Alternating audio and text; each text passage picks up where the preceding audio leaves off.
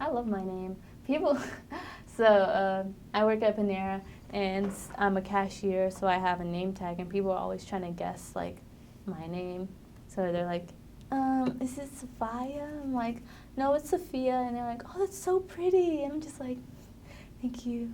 And in my head, I'm like, yes, tell me again. This is called a hijab. It is spelled Hijab. Hijab reminds me that I have responsibilities. Um, I have to pray 5 times a day. It reminds me, like, go pray. Mainly because it's on my phone and I have a reminder. It tells me to go pray. But, like, I'm on my phone, on Snapchat. I'm just, like, taking selfies, looking cute or whatever. Then I remember, like, oh, yeah, I have a scarf on. Like, I'll fix my scarf, make sure I look good. And then I'm like, oh, yeah, I have to go pray. But it's nothing like, oh God, I gotta go pray. It's like, oh yeah, that's why I wear this. I remember, like, I'm still Muslim. I wear it a lot of different ways, and that also makes me feel good because it's like, it's not. Sometimes it gets boring, and like I don't want to like feel complacent, just like wearing it every day. So like not wearing it every day, but like just wearing the same style every day. So sometimes I'll wrap it up and like my neck will show, and that way it's called like a turban, like how Sikh men wear it. Um,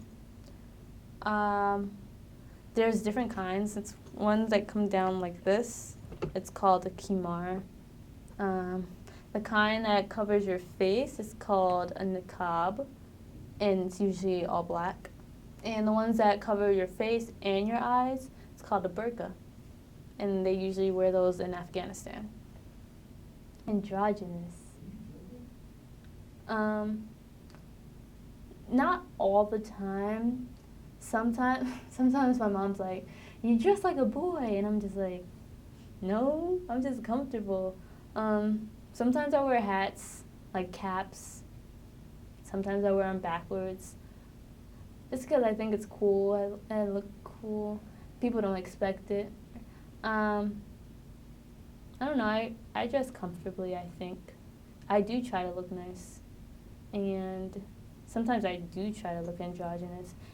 And it's not like, not to mock um, queer people, but it's like, it feels like good, you know? Because it's like I'm doing what I want to do. You expect me to leave the house. A lot of people expect like Muslim women to be all like dressed down in black and like veiled sometimes. I'm just like, I'm a normal ass person. Like, I'm gonna dress how I want. I'm gonna be comfortable in my own clothes. Wearing hijab makes me feel good about myself because it's like I'm doing what I want to do on my own terms. I'm also within the, what is it, the rules or like guidelines of Islam. So it's like making myself happy, making God happy, making my mom happy. It's just like layers. It's levels to this shit. It feels good being different, you know? Because like you have to stand out. Everyone wants to stand out. Everyone wants to be special. And I feel like it's just given to me. Like I'm already special. I don't have to try. Because it does it for me. Hijab, I mean, like, I'm already like a sore thumb. It's, but it's not like sore. It's like glue. I feel like everyone knows the negative stereotypes. It's all the ones that are on TV. Terrorists, oppressed. Those are the two main ones. So I just remembered, what is it? In my health class last semester, I had this Indian professor, and I'm pretty sure he was like a little, maybe not racist, but a little prejudiced or whatever.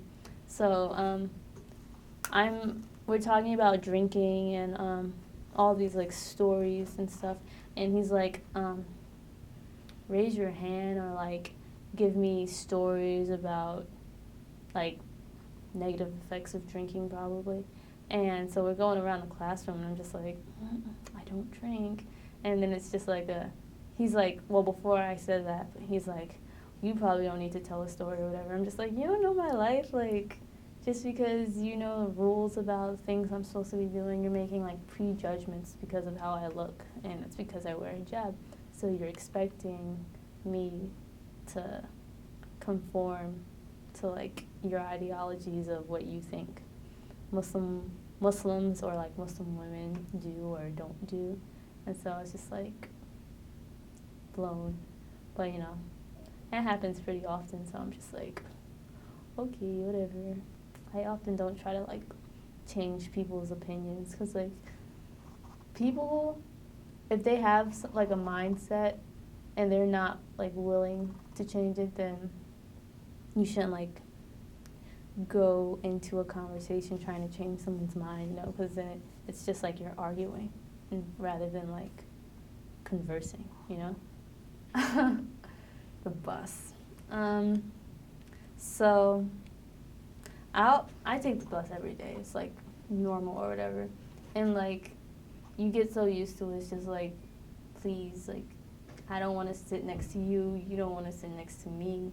Like, let's just go our separate ways while we're, like, because nobody likes taking public transportation.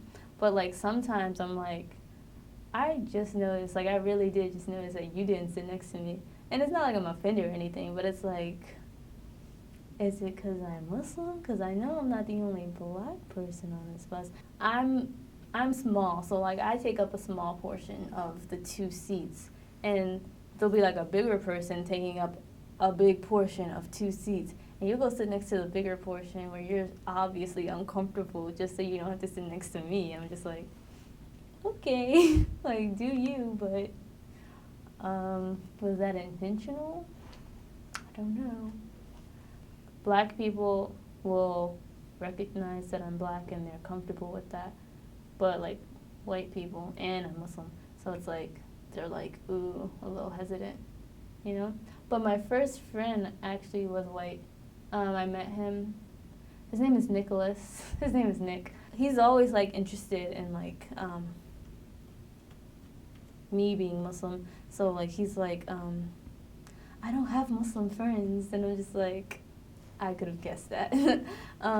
So he's like, the hijab, you like wear it for your dad or like your family? And I'm just like, no, not really. I just like wear it for myself. He's like, but like, do you feel like you have to? Do you feel oppressed? I feel like that's like the kind of thing people go for when they like first see or like first get the chance to talk to a Muslim woman, because they don't really know besides like what the media like puts out there. And you know, they're like, Muslim women are so oppressed, save them. And I'm just like, Joby.